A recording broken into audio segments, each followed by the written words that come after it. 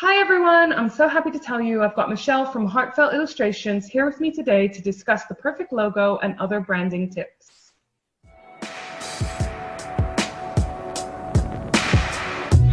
Hi, my name's Dee, and through the beauty of our dreams, we are going to navigate the journey from employee to self-employed to business owner extraordinaire, empowering you to find balance in your life, fund your lifestyle with your passion, and ultimately have more time with your loved ones. Each episode will give you actionable tips on how to deal with the issue covered. I'm so happy you're joining us.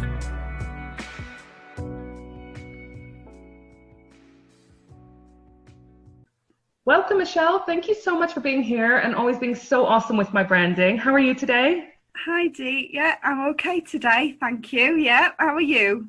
I am very good and so excited to talk to you about this because it's such an interesting and intimidating topic for a lot of people. So I'm just going to introduce you a little bit. You are responsible for my logo, which I love, and my course books. So some people might have seen them online, done the courses online, or come along to the workshops. There's How to Entrepreneur with Ease, How to Streamline Your Business, the annual business planner you helped me with.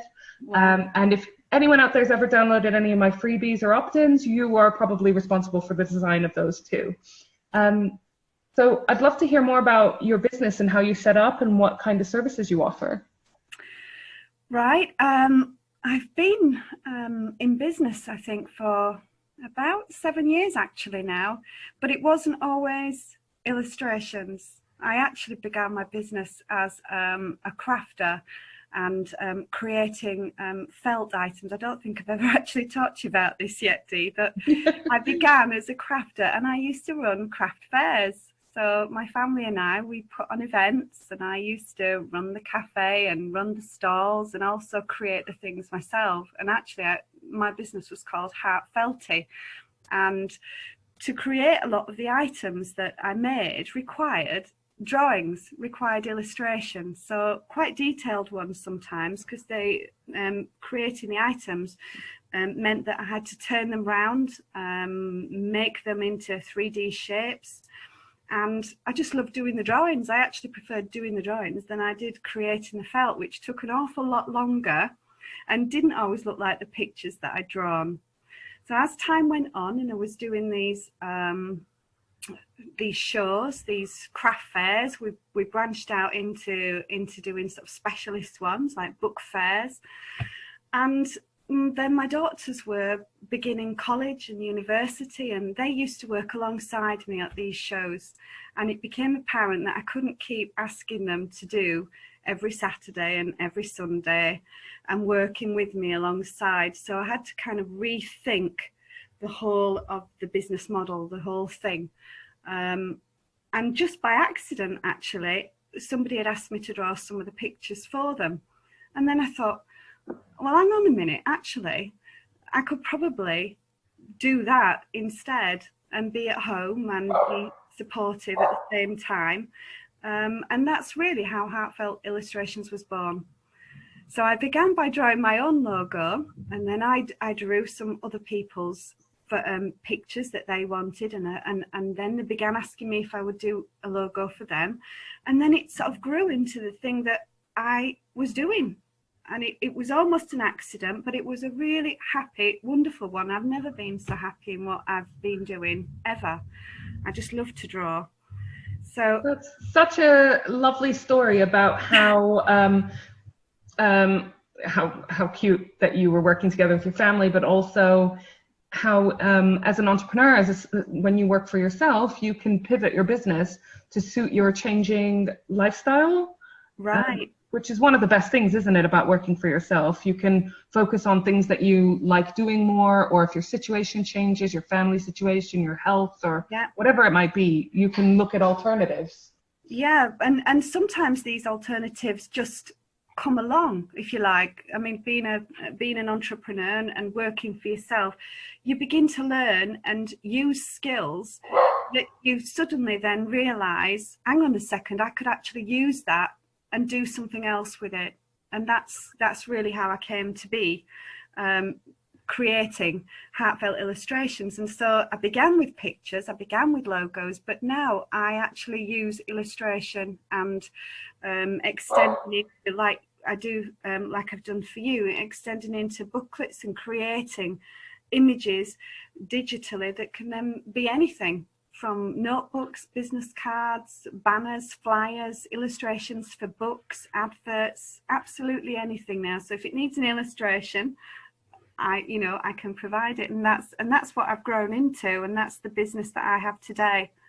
That's I think the moral of that story is to keep your eyes open to any opportunities when you're working for yourself as well, right? Because you never know what might come up, or and to constantly be evaluating, what are you actually enjoying in your business? What are you enjoying less? What is potentially more more profitable to you, time-wise, money-wise? Time-wise, absolutely, and certainly. I absolutely loved the customer facing, actually being with the customers at the craft fairs and the shows and actually having the stalls. But it was time consuming. It was taking not just the whole weekends to create these events, but it was also taking all week to prepare for them. And so it wasn't feasible long term. So this really grew into where I could actually still navigate my way through a business and be creative and do the thing that I actually want to do. But it meant, and it does mean today, that I can still take my daughter to college, I can walk the dog and still just be back at my laptop, and then ready to begin work again. So it's really great for lifestyle at the moment. That's fantastic.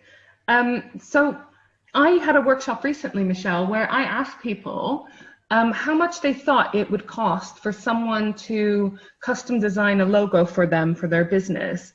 Yeah. And I think the lowest estimate was about £200. Right, which is amazing, isn't it? It really is amazing. And you won't believe this probably, but I began so much lower. I began offering about £12, but that was basically because I thought that what I was offering was an off branch of the thing that I was already doing. Yeah. And so it seemed a logical start to see if people actually would want that service, if they would want that work. And so over the years, over the last 5 years, my price has doubled. However, it's still, like I said, nowhere near the ballpark that your clients are talking about. So that's my aim. That's where I now think I need to be heading towards. Well, I think it highlights something I come across with a lot of my clients is they think that hiring someone to do something for them, contracting someone or getting someone to do a one-off job or whatever, delegating a long-term task, they always assume it's going to be so much more expensive and so much more complicated than it actually is. Right. The process is not as complicated in terms of actually getting yourself a logo commissioned, but in terms of, I suppose, behind the scenes, there's an awful lot of work that goes into something that seemingly looks simple or can look simple. So I suppose that's the difference, isn't it? Sometimes people look at a logo and they go, well, that doesn't look very complicated and therefore it doesn't look expensive. Whereas actually the time gone into that is often hours and hours.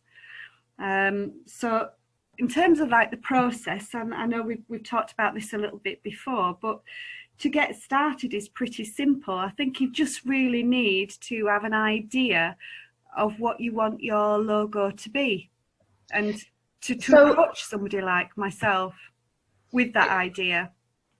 If someone was starting a new business or rebranding their business, what would you want them to come to you with? What would be a good starting point? Like you said, would they already have an idea, or could you help them brainstorm that? Yeah. What's the ideal first conversation? Well, first of all, just approaching somebody like myself, I think is the first step.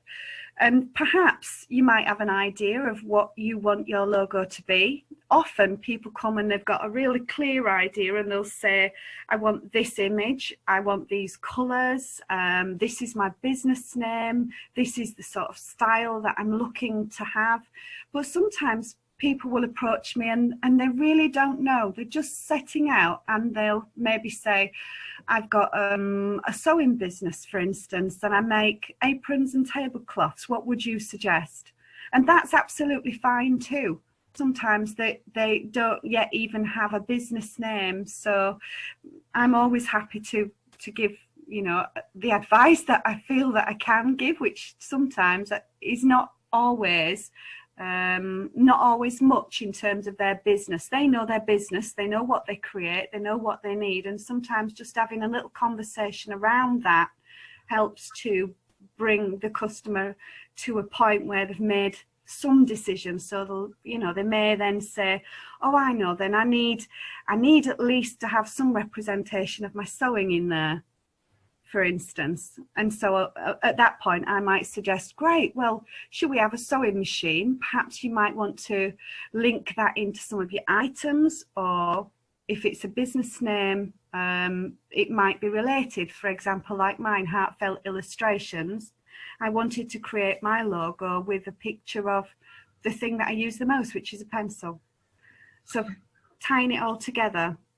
So people should not be intimidated approaching someone like you to do a logo for them if they haven't got a sort of a whole idea set in concrete yet. That's absolutely not. In fact, that's a really joyful situation to be in, to actually be in that, to be, you know, in that position where somebody's saying, please work with me and let's do this together. That's great. That's what I'm in the job for, and that's the bit that I like the most, actually. So no, please don't feel intimidated. Come to me and, you know, with your ideas and say, this is, you know, I'm starting out, what would you suggest? That's fine with me. I'm always happy to help. That's fantastic. And I will, of course, put your details in the show notes. So if anyone wants to have a look at your stuff, it's a Heartfelt Illustration on Facebook and on Instagram. Yeah. I'll put the links in the show notes. So, of course, they can get in touch with you. As you can see, Michele is super approachable and really, really friendly and not scary at all. So thank you, Dee. You're welcome. So one thing that I love about working with you is you helped me with the logo, but then you've also been such a big help with sort of the rest of the branding, because I've got you involved in doing a bunch of other stuff, you know, email headers and Facebook banners and yeah, you know, some worksheets and workbooks and so forth. So so I was just wondering how you think the logo links to someone's brand. Right. I'm going to go back a few years now to the craft fairs and the events that I used to put on. And I've worked with so many small businesses over the years, hundreds and hundreds of small businesses, and each and every one of them is entirely different. And basically, I would say that the logo is a signpost to the rest of that business's world. The branding, if you like, is that little world that is your business. And that logo just stands there at the front and points to it, really. So that's lovely. That's such a lovely way to put it. Yeah, well, I kind of sort of see it that way in my mind. It's like a picture in my mind. There's a little signpost. It's got the logo on, the flag waving. Do you have like a whole world in your mind with all of these businesses, little towns with signs? Yeah, it's just like that, Dee. It's absolutely just like that. So, and especially when you're looking out across an event and you see all these little units of businesses. And each one of them is standing behind their little signpost, and they've got their items out, and they're all different colours, and each one of those is a little place to visit. And that's the way I think about branding and logos. So, for instance, with yours, Dee, we started, didn't we, with the logo, and you wanted the phases of the moon. Which got you very excited, didn't it? It absolutely did. It's right up my street, that one. So yeah, absolutely love anything to do with the moon. So we started there, but then the colours. Do you remember we put the lovely, gorgeous, deep blue on the background? But then when it came to producing all the rest of your branding, we picked all those colours out, basically taking little parts of that world and spreading it so that you've got a complete image. So it's all matching. And so it really all says, that's Dee, and, you know, that's the beauty of our dreams. That's so it, right? Whatever. Yeah, and you can see whatever publication or website or Facebook page, you ideally want that brand recognition where someone sees anything from you and recognizes it at a glance, right? At a glance, and even when the logo's not there, even when your products are not there, you should still be able to recognize what that business is, and that's the essence of branding. It's when a customer or a client sees that world, or a little, even a piece of that world on a business card, they'll be able to recognize it and say, yeah, that's Dee's. And then the more they recognize, obviously, the more recognizable your business is, the more your customers are likely to return. Because I always think about, you know, a lot of us are not yet Nike or Apple or whatever, so, you know, the world isn't going to recognize us instantly by part of our logo or, you know, our color scheme or whatever. But until we get to that stage, which we obviously all will if we want to, I like to think about like the branding colors and the imagery and stuff as the way to sort of evoke the mood or the feeling that you want your company to portray or, you know, express or give to the customer. So I'm going to ask you a question now, Dee. When I created your logo and we chose the colours, I know you said you wanted blue, and when you saw it, did you recognise it as that feeling that you wanted? Yeah, I really wanted to, I'll tell you my thought process. I wanted to use the phases of the moon because I like that sort of spiritual side of things, and a lot of my customers are drawn to me because of that, because they also are into things that, let's say, are perhaps a little woo-woo, but we love them. So and so I wanted to attract my ideal client, and I always say my ideal client, and maybe this isn't right, but I always say that my ideal client is someone that I would also be happy going down to the pub for a drink with. So I wanted to attract I wanted to attract my tribe, my hive, and I wanted the blues and those colors, those sort of dark, rich colors, because I wanted that sense of comfort and relief and warmth that I get from those. The quality of it as a deep color as well. So it spoke about you, doesn't it? It represents you, but it also represents what you do, and I think that's the key to branding. Is that it has to come. You have to put yourself into it at the same time. Well, I wanted people to look at it and think, oh, I relate to that image. There's stuff in there that I like. I don't quite know yet what it's about, but I'm going to explore more, because between the name and the image, I wanted to evoke some feelings that would intrigue people to sort of find out more about me and what I can do for them. And when you've reached that, when you've arrived at that point, and you feel that once you've seen the branding and your logo, then that's when you know that that's the right one for you. And that for me is why I do custom design, because I think it offers that opportunity at each point for somebody to say, do you know, actually that yellow, it's just not, I don't know why, but it's just not grabbing me. And we have to work together till it gets to that point, and till that customer leaves me, if you like, with the logo and the branding that they feel has done that for them, that they can then take out into the world. Because we went back and forth with a few different colors at the time, you know, they were all gorgeous colors, but I guess for me they just didn't evoke the sense of calm that I wanted my logo to spread. And that would be different for everybody. Yeah, exactly. So it was a super fun process, you know, and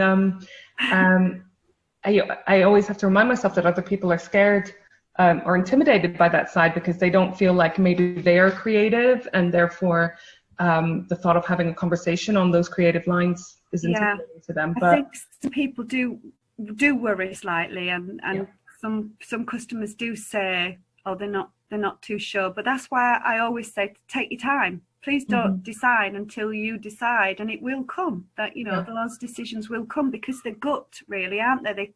They're the things, once you see it, you know it.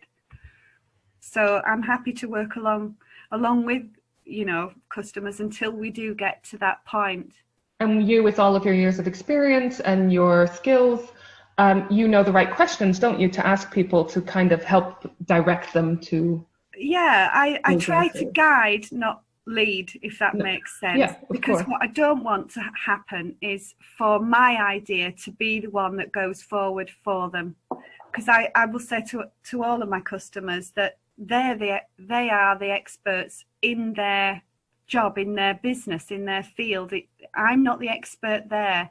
All I'm basically doing is translating that business into an image, and that's where I come in. I think that's the thing that I offer to them, but it does take communication. Well, you're fantastic at it. So I have another question that people come to me a lot with. They are often confused, or they think when they start a business that they have to get all of the things. You know what I mean? Yes. All of the softwares, all of the products, all of the, and it's for start, it can be quite overwhelming for them. It can cost a lot, and the same goes for like printed materials and online publications and so forth. So I know it varies from from industry to industry, business to business, but what would you recommend if you're starting your business? What do you recommend people get on the off? I absolutely agree with you on that point. Yes, when you're starting out, it can seem a little bit daunting and overwhelming. And I think, again, that's because we have this idea that when you start a business, you must have, and then the list starts, you must have business cards, you must have flyers. And a lot of people don't then think about what that might mean for their own business, and sometimes it's not the appropriate thing. It isn't the thing that you need. It's just a case of some people going through the motions. So again, what I would absolutely say is start with, at the very beginning, start with your business name. Pick something that means something to you, that is clear. Start with your branding. Perhaps picking out key colours. It doesn't have to be final colours, but picking out maybe key colours and feelings that you want to create. Start with perhaps a logo and your logo ideas. I would start there and then move from that point.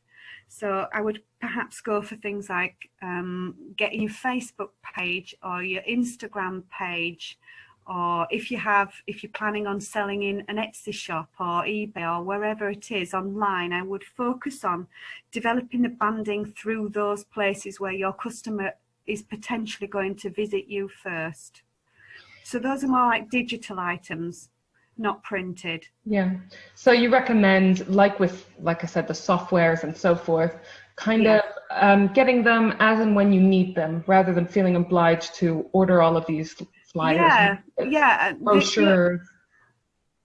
Yeah, absolutely. And I would say that you need to actually ask yourself, do I actually need business cards? And if I get them, what am I getting them for? Where are they going to go? Where's the destination for these? Do I want to reach, and is that the best way to reach them? Right, and that's the question, that bit at the end there, is that the best way to reach them? And the other thing I always try and talk to my customers about is that a business card doesn't have to just be your contact details on a little piece of card. Your business card can be whatever it is that you want and absolutely need it to be. So for example, if you need it to be washing instructions for your items that you create, or you need them to be an ingredients list for the cupcakes, or you need them to be a little gift voucher or a loyalty card, or a label to go inside clothing. Absolutely. Funny you should say that, because I have in this season an interview with Emma Hand from Hand Serenity, who is my Reiki healer, and it's a fascinating interview, but she also sells crystals, and her business cards, on the back of them, she's got different crystals and descriptions of those crystals. So she gives them out to people who bought crystals, and then they also have her business card on the back, which I just thought was a really, really ingenious way of using that piece of paper. I think the key point here is that business cards are disposable and really easy to get rid of. So somebody may take your business card as they walk past you at a show or anywhere else that you decide to give out your business cards, but the likelihood is it's going to go into the bin. Right. And so we've all done it. Yeah, absolutely. And what you need to do is create a reason for them not to put it in the bin. So what else can that business card be and do? And it has to be something that you might want to keep. So your friend in the crystal shop, fantastic. Somebody might want to keep that and have a reference point. And that also then has the details that they may then go back to that shop to buy that crystal that is on there. That's fantastic advice there. I think that's amazing. And it kind of touches on what I wanted to ask you about in terms of figuring out who your ideal client is, because a lot of this goes back to that, doesn't it? Absolutely. It kind of needs to be done alongside thinking about your branding and your logo, ideally. Who are you trying to reach? Where do they hang out online and in real life? And how do they consume information? What are they looking for? What are they searching for? And how would they interact with you?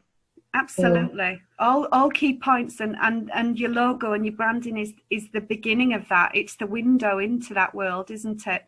Exactly. So what you want your logo to do is to speak to those people directly, so it appeals to them when they see it.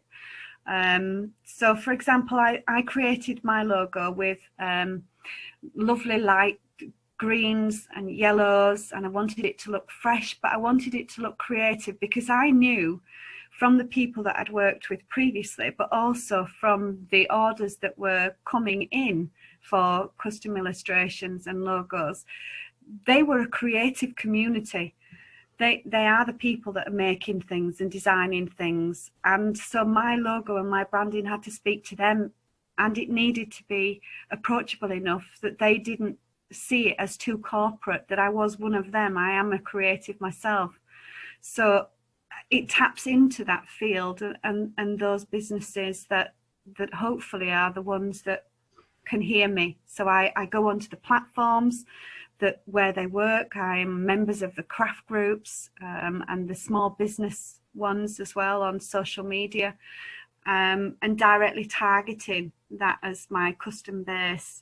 And that's really interesting, because obviously that's how I found you, because I have my love of cross-stitching, cross-stitching swear words.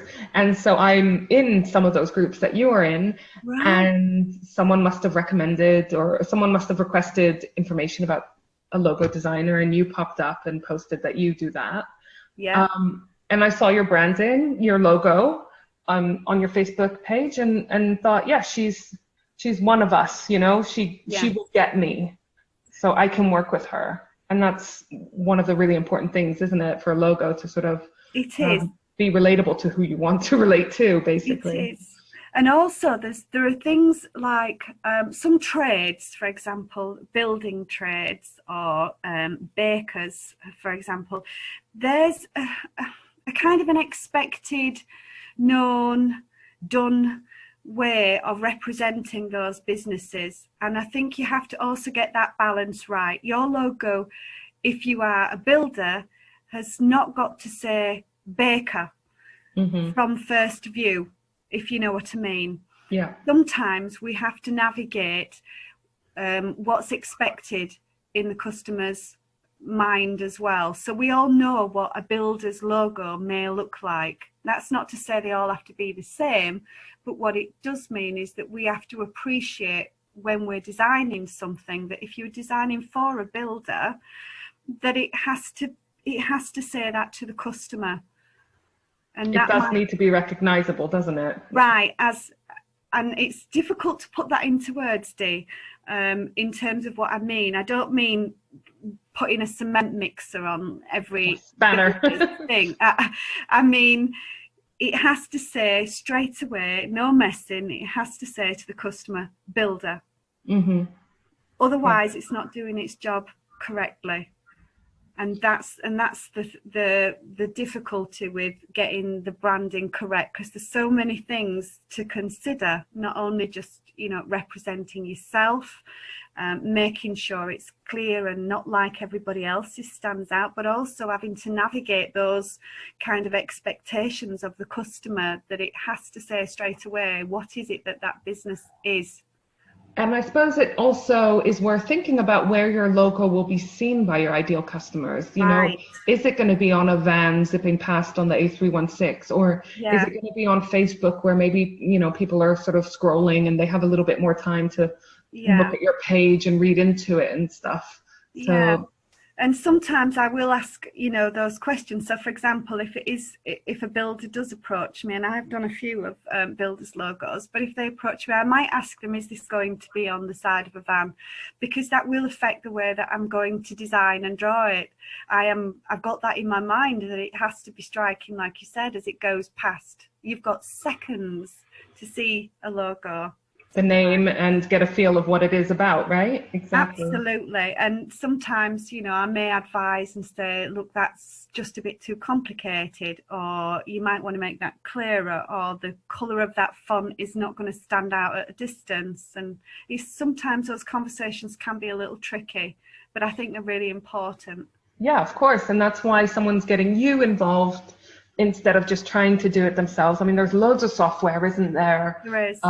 For sort of trying to make a logo yourself. And in my experience, the people that I know who have done this are not happy with the end result. They end up getting someone further down the line to do it professionally anyways. Or you can tell their logo has been done sort of by themselves. I would say that's a great starting point sometimes, Dee, as well. That is, sometimes people will have put together something themselves using one of those logo creators, and then they'll bring that to me and say, could you make this in better your style? and that's lovely. That's the ultimate you know, compliment, really, isn't it? They're saying, I've got this idea in my head, I can show you this because I've built it using this you know, this app, for example. Can you now take it and make it to be something else? And that's fine. That's fine too. So if you've already got that and you want to approach me with something, that is absolutely fine. So Michele, what are your favorite types of logos and styles to work with? Do you know, this is a really tricky question. Really, really tricky is this, Dee, because obviously, as a person myself, I have things that I'm really interested in. So, for example, when you'd said you wanted the phases of the moon, I got so excited. I thought, yes, this is going to be a good day, because I just love anything to do with it. So if it's on a subject that I'm really interested in, I might be a little bit more excited than some other ones. But Michele, you know, one of my other episodes in this season is about how the moon affects you as an entrepreneur. I'll make sure I send you the link. I dash outside to have a look at them, and then I'll come back and I'll try and tell my family, who are absolutely bored rigid now with me telling them about the phases of the moon. So the other night when there was a crescent moon, and I got my youngest daughter out in the rain and said, come and have a look at the moon, isn't it beautiful? You know, and I'm trying to explain to her that it's partly a new moon, and it's the crescent, and she's like, oh, Mum, you've told me this before. Oh, bless. Sorry, I interrupted you. So your favorite type of logo to work on is mine, is what you were saying. Obviously, yeah. Yours was a joy. So, but no, I love doing them all. I absolutely love every single one, because, like I said, when you offer custom design, there's no repeats, there's no formats, there's no templates. It really is from the beginning every single time, and it starts with me drawing a picture. So if I'm drawing, I'm happy. So I like them all, but I especially like it when I've got a subject like the one that you wanted. Yes. When it's something that's personally interesting to you. Yes. Yeah. So we've talked a little bit about the process involved in you making a logo, and I think our listeners will be able to see that, like, you do start you do take a lot of time and effort to think about everyone's needs when they come to you, and you do these designs from scratch and you work with them, you know, to edit it until everyone's happy. And so I just want to say, we talked about before about how the people attending my workshop thought that you know, this kind of service would cost a minimum of £200. But do you want to tell the listeners how much you charge? Currently, my current charge is £25.99. She's saying currently because I'm always having a go at you, aren't I? You are, Dee, which is why I'm always nervous to tell you, because I think, oh, she's going to tell me off again. But no, I'm proud of you because... So you are going to raise them in the near future, but to a very, very reasonable, affordable, amazing, how much? That I haven't thought of yet, but I do know that I need to work on valuing myself and what I put into each and every one of them more. So that is something that I am going to work on. But it still needs a case of imposter syndrome striking a little bit. Yeah. Yeah. I mean, if I can tell you a little bit about the process, it might sort of make it a bit clearer. Is that okay? So, yes, of course. Like I said before, I usually start with an illustration. Not always. Some people want just text only, that's fine. But mostly I begin with an illustration. So I tend to go onto that business's Facebook pages, social media, and have a little bit of a nose around to get the feel for their business world, if you like, what they make, what colours they're choosing in their products, and the images. And then I'll take all of those, including their ideas, and I'll create an illustration from it. And then I'll get back to the customer and I'll say, look, this is the illustration, what do you think? And then they'll usually say, oh, lovely, or they might want this bigger or that taking out or something added. And then the next step, once we've got that confirmed, I then ink it using actual ink. I ink the design, and then I scan and digitally produce the design, and then I take the design into Photoshop. And once I've got it into Photoshop, then I colour it and I add the textures. And once I've got all of that done, I then look at a setting. So then it's set into a background. And once I've got all of that, then the final stage is adding the text and changing the colours and doing last tweaks. And so it can take a little while, because each stage then I contact the customer and I say, what do you think? I was going to say that I really appreciated how you did that when we were working on my logo and other things, how you are very clear with what you're doing and, you know, confirming what I'm asking and showing things at every step of the way. So I feel very involved and like, you know, I think maybe some people are concerned that they'll approach someone to do a logo or a bit of work and they'll just be handed the final product. And if they don't like it, then tough, you know, but that's not the case at all. You're very collaborative and you have many opportunities to tweak the design and make sure that it's perfect for you, which is so nice. It is a supportive, and I would say absolutely collaborative is the right word. It's more of my artwork, but the customer's creation, if you like. It's evolving between us. It's not a one-step process, and I often get a lot of customers that come to me after they've had that experience, after they have asked somebody to do a logo and they don't get the say, they just get the file at the end, like you were saying, and no interaction in between, so no opportunity to change anything if they didn't want it. So I think that's my unique selling point, if you like. I think that's the reason why people continue to be recommending to come back, and I love that makes me feel like I'm succeeding. Well, I definitely agree that was what made the whole process so enjoyable. It was so much fun, and every time you sent me something, I remember when you first sent me the initial design, I was just like, yay, you know, you got it. So it was honestly just so much fun. Oh, that's lovely. Thank you, Dee. And well, you know, I'm telling the truth because I referred you to my whole family and all of my clients. Yes. So. Yeah, I'm currently working on your mum's, aren't I? Yeah. Good luck with that. So have you got any top tips for logo design? I would just, as maybe to confirm what we've already said, I would just maybe have a really good think about what you want, what you would like it to be. So what colours are your favourites? What images do you think best represent you and your business? And then, you know, have a think about other businesses that are perhaps similar. And that's not to say to look at them and copy and say, I want one like this, but look at what other people in your field are doing at the same time, and getting that sort of ideas down. I would even brainstorm them, you know, make a palette of things that you like, and then bring it to somebody like me who will then love to work on it, and, you know, and take it from there. So and that's the brainstorming, tip, really. The brainstorming is a really good recommendation, and that can be done however your mind works, right? Like if you want to create a Pinterest board of colors you like, or logos you like, or if you're more sort of if you work in a different way, you can do it in a spreadsheet or you know, software to do a mind map.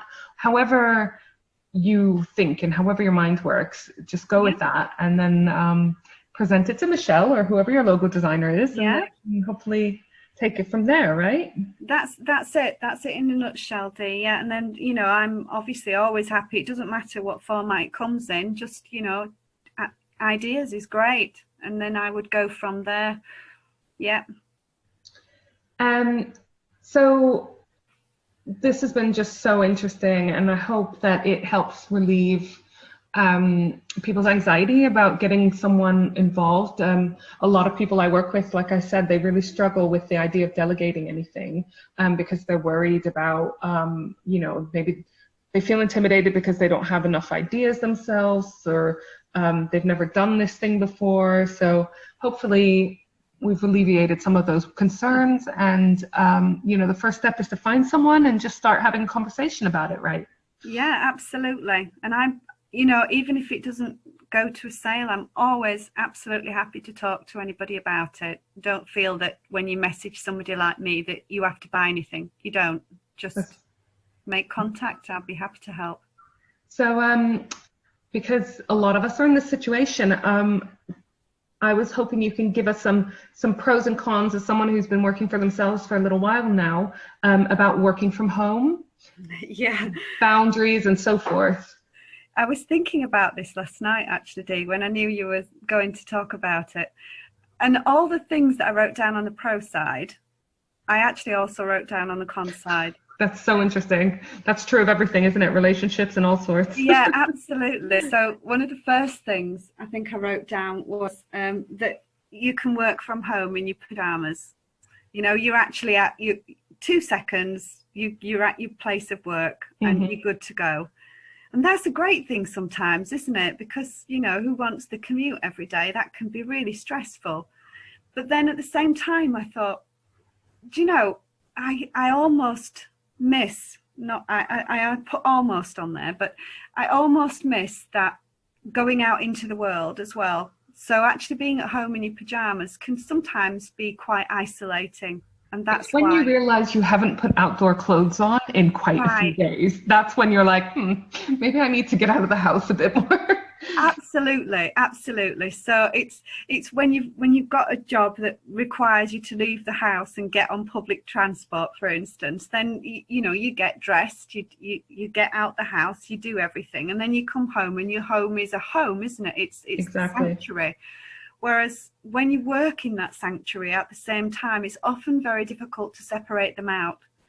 So and this is why it's so important, isn't it, to try to have a separate space as much as possible. I know it's not always possible if someone doesn't have a spare room, or you know, if you don't have a spare room, having some ability to pack your day away, your work stuff away, so you're not looking at it when you're lying in bed or trying to relax watching TV, you know? Yeah. I mean, my living room, I've got these double doors that close on my office where my laptop is on the other side, but I don't often close them, and I do forget, and I can sometimes hear the ping of another message come in, and then I'm really battling with myself. Then I'm thinking I'm watching something, I'm having my tea, but actually I've heard the ping. So I think that's also a downside of working at home, is that you never actually really not at work.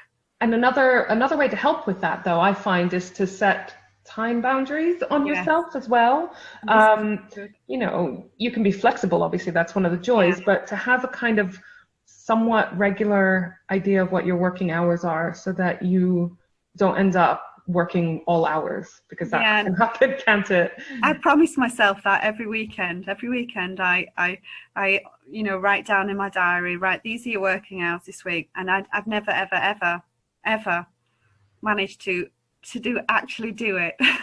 Oh, bless you. So I'm still answering messages that ping in at 10 at night because I don't know. I love what I do, Dee. I love it, but I know there's boundaries, and that's where, you know, reading your work really helped me, actually working on your documents for your courses.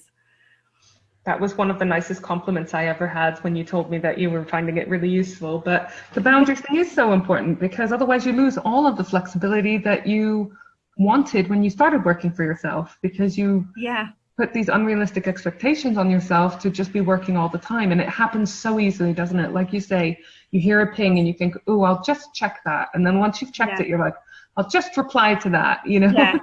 And next thing you know, you're in Ask Pizza with a bunch of friends replying to emails rather than talking to the people you haven't seen in months, you know?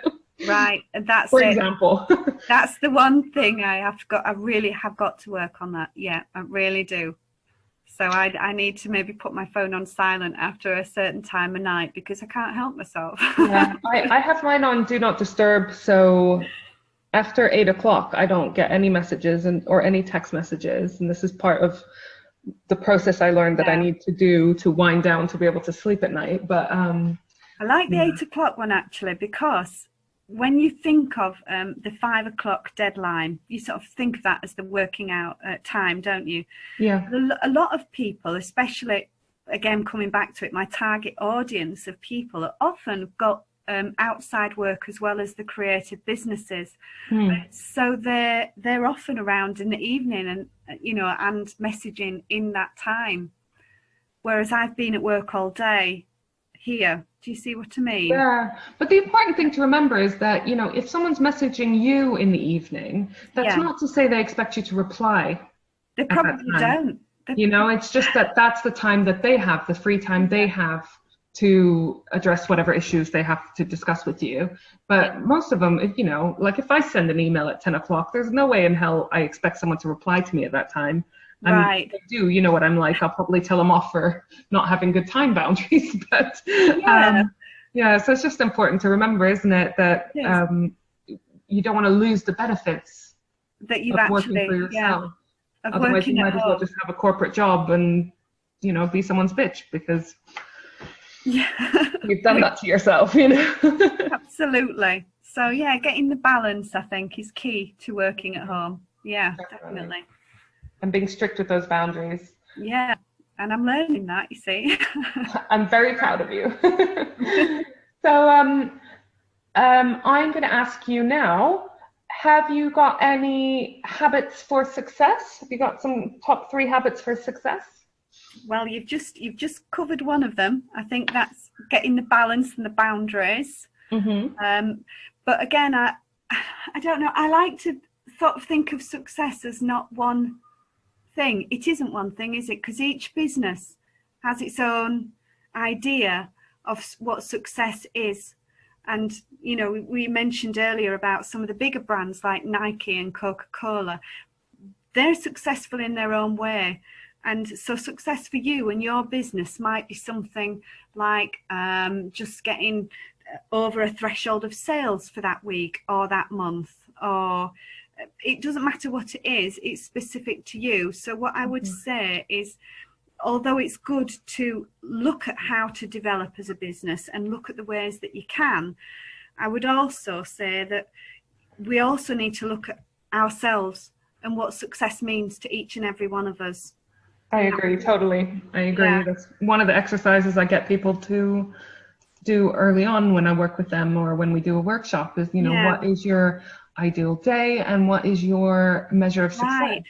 I mean, of course, there's always going to be a financial target because of bills and life and mortgage and whatever. Yeah. But, you know, most of the time, the people I work with anyways, and perhaps you too, because you attract crafters and so forth, there are people that are working for themselves because they want more than just the financial reward. They want to have more time with their family, or they have.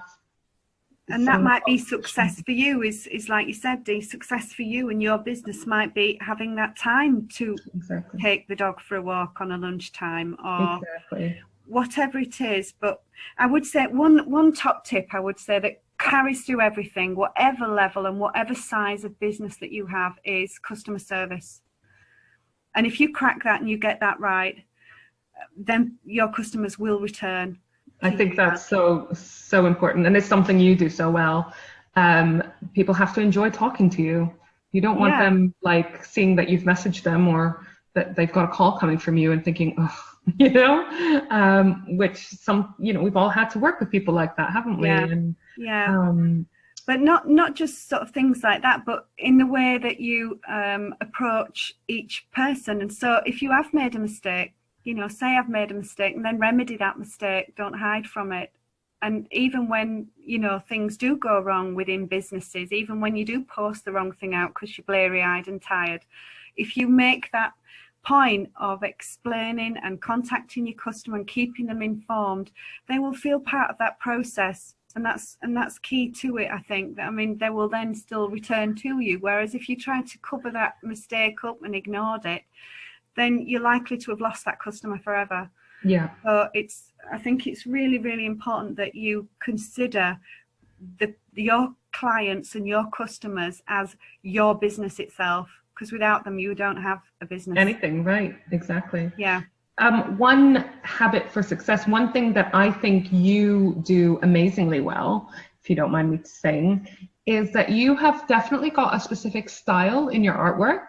Right. And you obviously are able to do lots of different things and different styles as well, but you definitely have a specific vibe, shall we say? Yeah. And I think that's great, because it just goes to show that, if you have a bit of personality and character, people remember you more and people get drawn into you more. You don't want to be bland and generic, thinking, oh, that way I won't turn anyone off.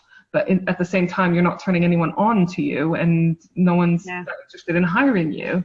So that's what one thing that I was drawn. I loved your images, your style, your branding. You do it so well, and I think that's important when people want to hire you to do it for them, right? I agree with that entirely. And again, I would say to you, do have a look at different providers, different artists, different illustrators, different graphic designers, because it could just mean that you're looking for the artwork of somebody that best suits you and your business as well. So I know that my artwork won't suit everybody and it won't suit every business, and that's fine. But it does for others, and that's what you need to look at. So like any other artist, that when you're putting artwork on your wall, every artist does it different, don't they? Yeah. So you need to find one that suits you. At the same time, you've done a logo for me, my sister, and my mother, and all three of them are totally different. Yes. So, which is it's great that you have that personality and you still manage to do so much. You've got a distinctive vibe, and yet you manage to do so many different things with it. It's fantastic. I think yours is probably my most natural, because it was on a subject that I really like. So your logo probably represents me and my style better than some other logos I've done. But like I said, I think that's the key to it. And I also offer that service in the sense of, this isn't about me. A logo for you or anybody else isn't about me. It's about those other businesses. And so I'll work really hard to try and represent what it is that business needs, and not necessarily what I prefer to draw, if you see what I mean. Yeah. So what I heard from that was my logo is your favorite of all time. Oh, yes. Yeah. Of course, Dee. Michele, it's been so amazing talking to you. It's been so interesting to hear about the process more, and to learn a bit more about you and your background. And I've really enjoyed it. So thank you so much for joining us. Thank you, Dee. It was a pleasure. Really nice. Thank you for having me. I'm really excited to say that next week we're going to have Tracy Pretty from Miss Pretty London back again. You may remember the episode from season 1 where we discussed being an empath entrepreneur. This time around, we're going to be discussing the phases of the moon, how they affect us, and how we can work with them to better ourselves and our business methods. Giving up your day job could be the best thing you ever do. Make sure you join us next time on the Beauty of Our Dreams podcast. Thanks for listening.